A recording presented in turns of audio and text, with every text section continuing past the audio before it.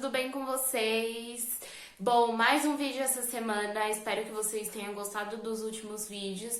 Se vocês ainda não é inscrito no canal, se inscreve aqui embaixo, não esquece de deixar o seu like para o YouTube divulgar o vídeo automaticamente e alcançar mais pessoas, então deixa aí a sua fortalecida, tá? Comente aqui embaixo dicas de vídeos, de temas, críticas, o que eu posso melhorar e espero que vocês entendam porque eu estou aprendendo, tá? A cada vídeo. E é isso, gente. Vamos para o caso de hoje.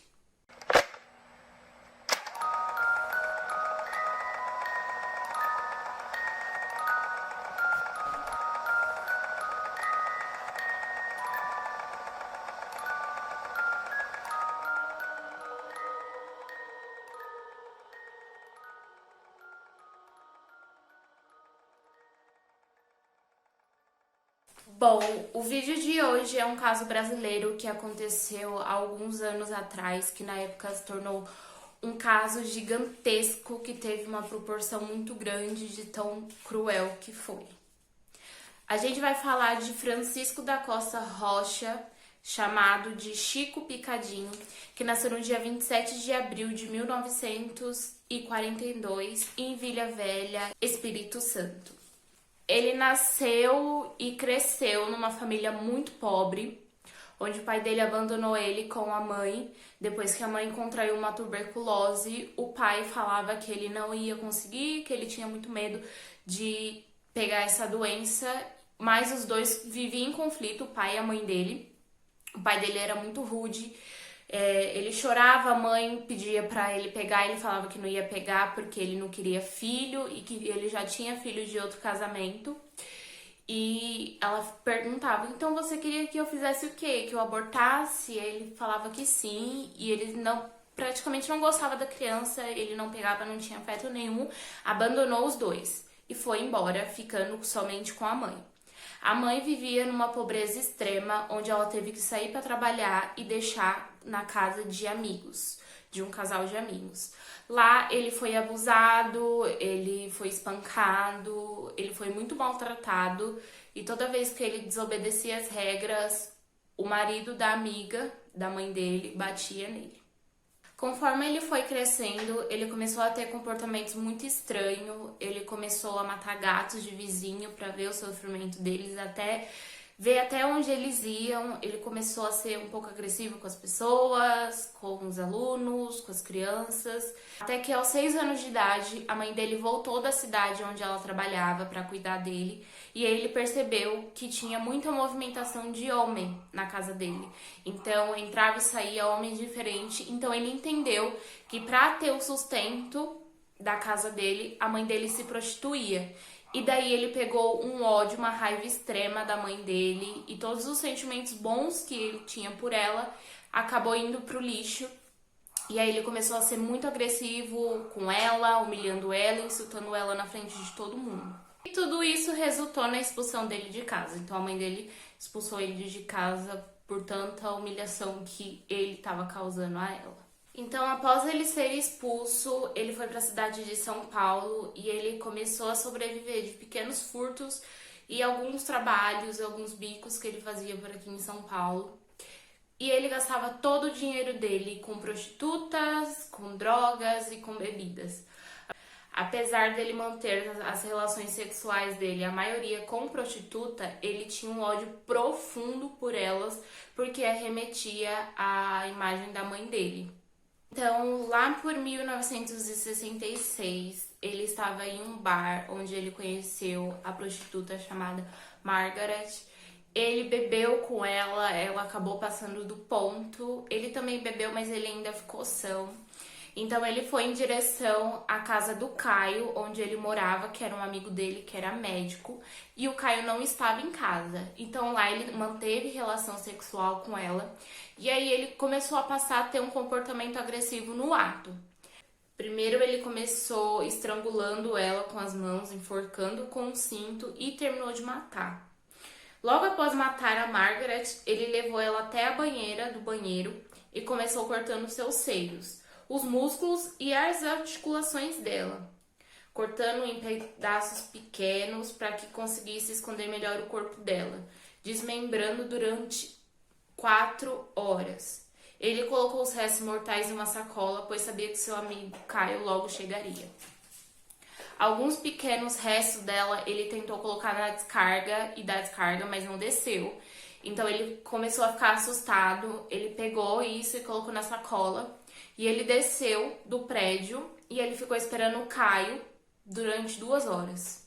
Ele estava um pouco atordoado, porque era a primeira vez que ele estava fazendo aquilo. O Caio chegou e o Caio perguntou pra ele o que estava acontecendo, que ele estava com a cara tão assustada.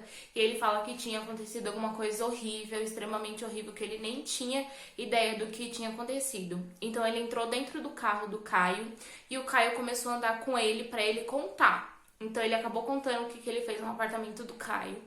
E o Caio ajudou ele a fugir. Mas com uma condição, se ele voltasse e se entregasse para a polícia. Então o Caio ajudou ele dando um pouco de dinheiro e ele conseguiu fugir para o Rio de Janeiro para encontrar a mãe dele.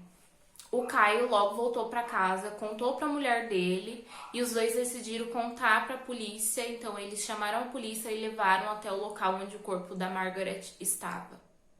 Então, chegando no Rio de Janeiro, ele procurou a mãe dele e falou que tinha acontecido uma coisa muito grave em São Paulo, que ele mesmo tinha cometido.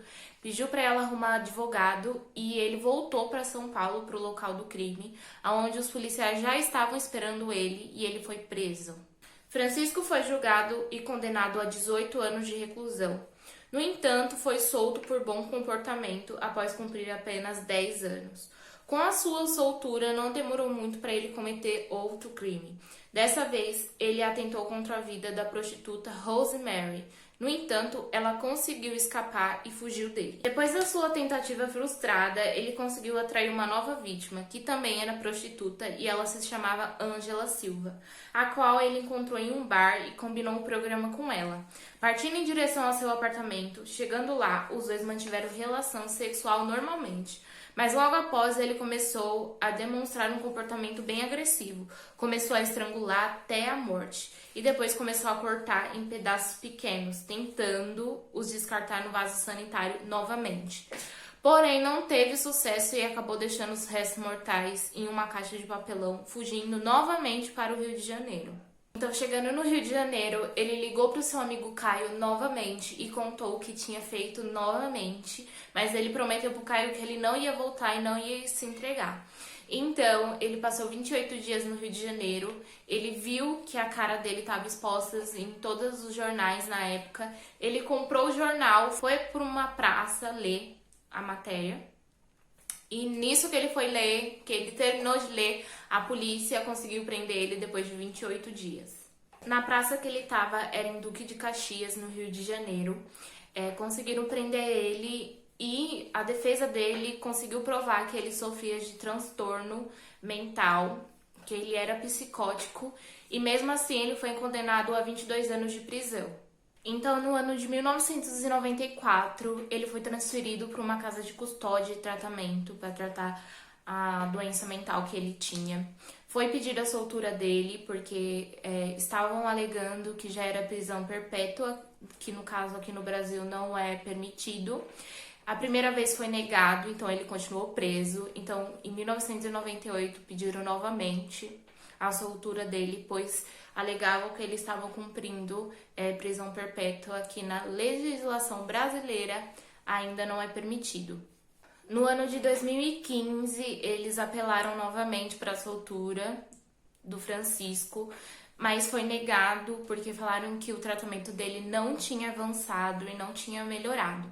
No ano de 2017, apelaram novamente e constataram que ele já tinha um comportamento mais calmo, ele era mais passivo com as pessoas e que ele estava pronto para viver em sociedade. Mesmo com a decisão de soltura expedida pela juíza, o desembargador Ricardo Dil, da Câmara Especial do Tribunal da Justiça de São Paulo, resolveu não acatar a decisão e decidiu optar pela manutenção de custódia do Chico Picadinho, embasando-se no laudo em que ele foi diagnosticado como portador de uma personalidade sádica e psicótica. Mesmo anos de tratamento, ainda não tinha nenhuma melhora mental. Hoje, com seus, se eu não me engano, 79, 80 anos, ele permanece preso nessa casa de custódia, mantendo o tratamento.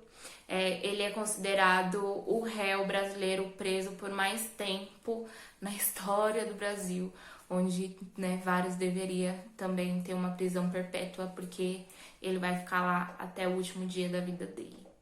Então é isso, pessoal. Esse foi o caso de hoje. Esse caso foi bem famoso na época, chamado Chico Picadinho, apelidaram ele.